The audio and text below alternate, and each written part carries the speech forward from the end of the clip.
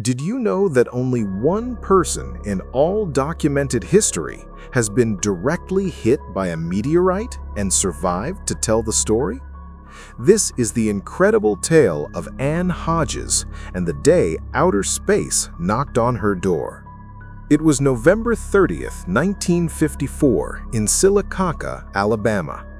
Ann Elizabeth Hodges, 34 years old, was taking a quiet nap on her couch, covered with quilts, after lunch. It was a completely normal day at her rented house. Suddenly, at 1:46 in the afternoon, a deafening crash broke the silence.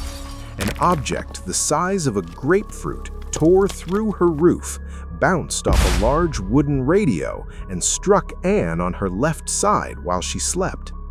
Ann woke up in intense pain, confused and terrified. Her mother, who was in another room, ran when she heard the noise. What they found was surreal. A hole in the ceiling, the radio destroyed, and a black rock the size of a grapefruit still warm on the floor, next to a massive bruise forming on Ann's side. What had just happened was statistically impossible. Ann Hodges had become the first and only person in documented history to be directly struck by a meteorite. When word got out about what happened, Sylacauga became an instant media circus. Local police arrived first, confiscating the meteorite as evidence. Then came reporters, scientists, autograph hunters, and curious people from all over the country. The United States Air Force showed up quickly. In the middle of the Cold War, anything falling from the sky was suspicious. They needed to confirm it wasn't Soviet technology or some kind of weapon. After analyzing it, they confirmed it was a chondrite, a genuine meteorite weighing approximately 8.5 pounds that had traveled millions of miles through space. But here's where the real problems began. Birdie Guy, Ann and Eugene Hodges' landlady, claimed the meteorite. Her argument was simple. It fell in my house, on my property, therefore it's mine. The Hodges argued otherwise. It hit Ann, nearly killed her. It belongs to us. What followed was a legal battle that would last for years. Eugene Hodges, Ann's husband, saw a golden opportunity. He knew the meteorite could be worth thousands of dollars. Museums, universities, and private collectors were already making offers. Meanwhile, Ann was suffering.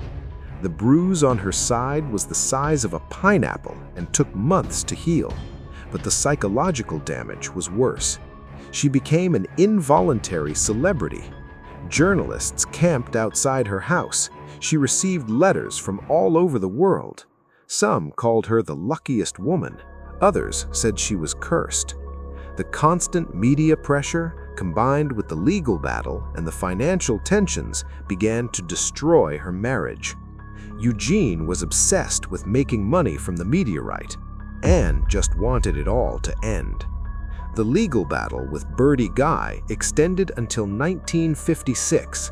Finally, the Hodges agreed to pay $500 to the landlady to keep the meteorite.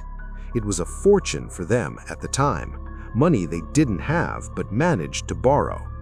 Eugene tried to sell it immediately. He contacted museums and collectors, hoping to get thousands of dollars.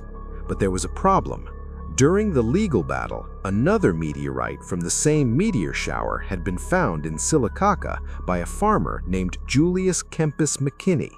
He found his fragment the next day in his yard, sold it quickly to the Smithsonian Museum for a decent price and without legal problems. The existence of this second meteorite, the public lawsuit, and the time that had passed had killed the market. Nobody wanted to pay what Eugene was asking. The offers were ridiculously low compared to what they had spent. Ann fell into deep depression. Fame had haunted her. Her marriage was destroyed. They were in debt over a meteorite nobody wanted to buy, and she suffered constant anxiety. She developed an irrational fear that something else would fall from the sky on her. In 1964, after years of keeping the meteorite at home as a bitter reminder of everything they had lost, Ann finally donated it to the Alabama Museum of Natural History in Tuscaloosa. They received nothing in return. They just wanted to get rid of it. Eventually, Ann and Eugene divorced. She spent her final years in a nursing home in Sylacauga, away from the spotlight, avoiding talking about the incident that had made her famous. Ann Elizabeth Hodges died in 2003 at 82 years old in relative obscurity. Most people had forgotten her story, but her scientific legacy remains. The Hodges meteorite, or Sylacauga meteorite, is still on display at the Alabama Museum of Natural History.